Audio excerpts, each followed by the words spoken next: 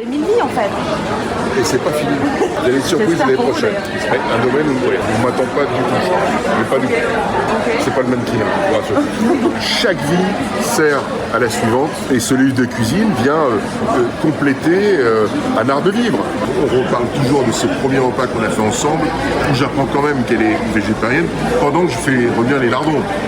Grand moment de solitude. Mais je pense qu'on est ravis de partager aussi notre histoire d'amour à travers ce livre et à travers ce qu'on peut manger.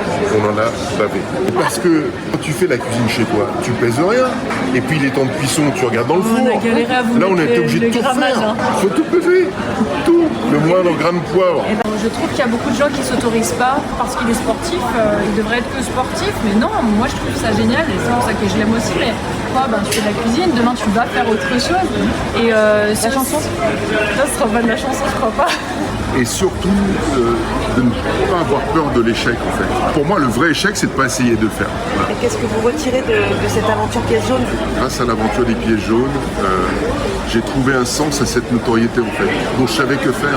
C'est important d'être utile. Ça sert tellement à rien de faire des choses pour soi-même. Mes médailles olympiques...